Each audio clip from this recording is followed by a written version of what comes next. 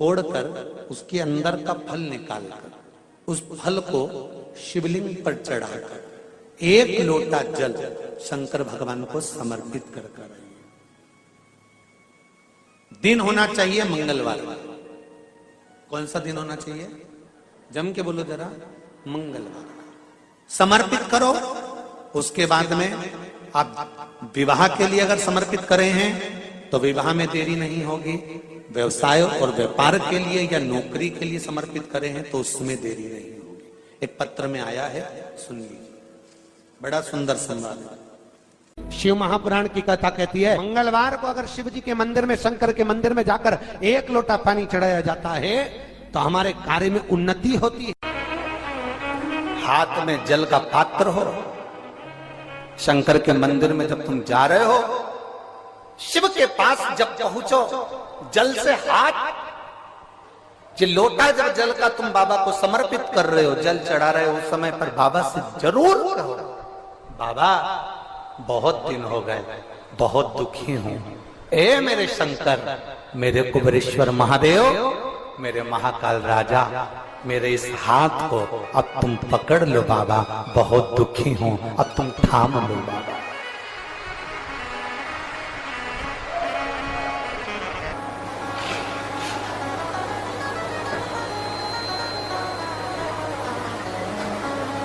शिव महापुराण की कथा यहां तक कहती है कि यदि आप कोई मंत्र, साधना, व्रत, उपास कुछ भी नहीं जानते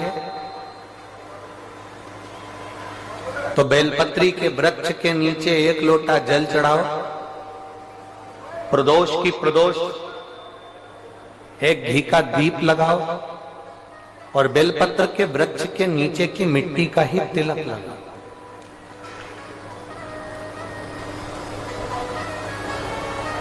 बेलपत्र के वृक्ष के नीचे की ही मिट्टी का तिलक।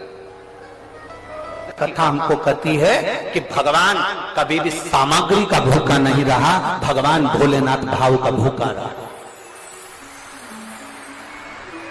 भगवान शंकर को रिझाने के लिए सामग्री की जरूरत नहीं है। कोई चीज तुम पशुपति व्रत करने के लिए गई हो, थोड़ा सामान तुम्हारा घर पर छूट गया, मान लो तुम्हारा कंकु, रोली, मौली, चंदन, हल्दी कुछ घर पर छूट गया, बस एक चीज ना छूटे, जो 6 दिए हैं वो और प्रसाद के 3 हिस्से। जो प्रसाद तुम लेकर जा रहे हो उसके 3 हिस्से करने का सामान वो छूटना नहीं चाहिए। बाकी का तुम्हारी मोली घर पर छूट गई, रोली घर पर छूट गई, चंदन घर पर छूट गया, अगर तगर घर पर छूट गया, कपूर घर पर छूट गया, लोटा पानी का घर पर छूट गया, कोई सामान तुम्हारा घर पर छूट गया, चल जाएगा, बिल्कुल चलेगा। तुम उसमें चिंता मत करना कि मेरी थाली में ये नहीं। गणगौर की पूजन करने जाती हैं माताएं, इधर गणगौर होती है कि नहीं होती हमको नहीं मालूम। गणगौर की जब पूजन करने माता जाती हैं, तीज का पूजन करने जाती हैं, देवी का पूजन करने जाती हैं, चतुर्थी का पूजन करने जाती हैं, किसी देवी देवता का पूजन करने जाती हैं, पूजन की थाली में दूसरे की थाली में देखती हैं कि बहुत सारा सामान है, मेरी थाली में ये चीज नहीं है, तो उसको याद आती रहती है, मैंने तो भगवान को ये चढ़ाया ही नहीं, मैं तो भगवान को ये दे ही नहीं पाई, मैं तो भगवान को ये दे नहीं पाई, मेरे पास तो ये सामान है ही नहीं, उसकी चिंता में लग जाती है। शिव महापुराण की कथा कहती है, जो देवी देवता ने आपके हाथ से बुलवाना था वो सामान देवी देवता ने अपने हाथ से बुलवा लिया, अब चिंता करने की जरूरत नहीं। आप ये टेंशन मत लो कि मेरी थाली में ये नहीं है, मेरी थाली में ये है, ना ना, आप तो भगवान के भरोसे छोड़ दो कि तूने जो कहा मैं वो लेकर आ गया, तूने जो मुझे बुद्धि दी उस बुद्धि से मैं लेकर आ गई, तूने जो मुझे आज्ञा करी मैं वो लेकर पहुंच गई। अब मेरे पास में ये नहीं कि मैं ये भूल गई, मैं ये रह गया।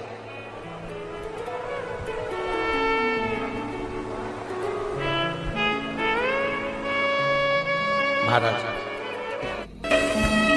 कोई व्यापार नहीं चलता हो, दिक्कत आ रही हो तो हनुमान जी के दूसरे नंबर का भाई गतिमान का स्मरण करो, हनुमान जी के उल्टे पांव का सिंदूर लाकर गतिमान का नाम लेकर स्वस्तिक बना दिया जाए व्यापार वाली जगह पर, तो व्यापार अच्छा चलने लगता है। महाराज कोई व्यक्ति पैसा खा गया, नहीं दे रहा, बहुत परेशान हो गए, मांग मांग कर दे गए, नहीं दे रहा, हाथ जोड़ लिया, पांव जोड़ लिया, सब कुछ कर लिया, नहीं दे रहा, तो हनुमान जी के तीसरे नंबर का भाई रतिमान, रतिमान, गतिमान रतिमान, रतिमान का नाम लीजिए, पीपल के पत्ते पर लाल सिंदूर से जो व्यक्ति पैसा लेकर गया उसका नाम लेकर बहते हुए पानी में अपनी कामना कर रतिमान का नाम लेकर छोड़ दीजिए। 15 दिन में रतिमान ऐसी उतावली मचाता है कि उसको हाथ जोड़कर वो खुद फोन लगाकर बोलता है भैया तेरा मैं पैसा लुटा दूंगा। रतिमान का स्मरण किया जाता है। रतिमान ध्यान दीजिएगा, पंचमुखी हनुमान का एक स्मरण, पंचमुखी हनुमान का एक भाव।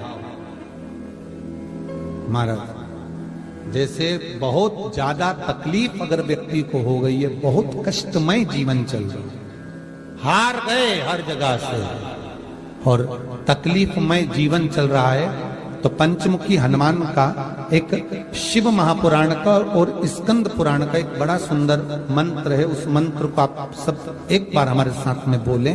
ओम नमो हनुमते रुद्र अवताराय सर्व शत्रु संहारणाय सर्व रोग हराय सर्व वशीकरणाय रामदूताय स्वाहा। बस इस मंत्र को हाथ में काली तिल लेकर, एक जौ लेकर और गूगल लेकर, थोड़ा सा उसमें गाय का घी डालकर, कंडे को या अग्नि को जलाकर इस मंत्र का 11 बार 21 बार जाप कर कर अपनी कामना कर कर छोड़ दीजिए। कैसा भी रोग हो, बीमारी हो, कष्ट हो, दुख हो, तकलीफ हो, 21 दिन के अंदर वो आनंद आना प्रारंभ कर देता है। इस मंत्र, स्कंद पुराण का, शिव महापुराण का यह मंत्र मूल पंचमुखी हनुमान सुख देंगे। और एक और चीज याद रखिए महाराज, यदि कोई काम के लिए जा रहे हो, कोई व्यापार के लिए जा रहे हो या नौकरी करने के लिए जा रहे हो और लगी नहीं रही, बहुत तकलीफ पा रहे हो, सर्विस ही नहीं लग रही, बहुत कष्टमय हो गया, तो निवेदन करूंगा 5 पीपल के पत्ते पर बेसन के 5 लड्डू घर में बने हुए, गाय के घी के 5 लड्डू रख लो। उस लड्डू के बीचों बीच एक आटे का दिया और उसमें तिल्ली का तेल डालकर इसी मंत्र का प्रयोग कर कर पंचमुखी हनुमान का किसी भी हनुमान के मंदिर में जाकर, दक्षिण मुखी हनुमान के मंदिर में जाकर उसको रख कर आ जाइए। इसके बाद आप उस काम के लिए जाइए, आपका काम सफल हो जाएगा। आपको किसी को नहीं कहना पड़ेगा कि हाथ जोड़ना नहीं पड़ेंगे, किसी के पांव नहीं पड़ना पड़ेंगे, तुरंत काम होगा। बस इस मंत्र का स्मरण कर कर पंचमुखी हनुमान का भूतेश्वर जो मंत्र है वो सुख देने वाला। पूरी दुनिया का कोहिनूर हीरा है संस्कार, हमारी सभ्यता, हमारी वृत्ति। माता पिता कितने अरमान से पढ़ाते लिखाते हैं। 20 वर्ष तक माता पिता पढ़ा लिखा कर बेटे को राम बनाने की चेष्टा करते हैं। कितने वर्ष तक? 20 वर्ष तक। और 20 दिन की कुसंगति बेटे को रावण बना देती है।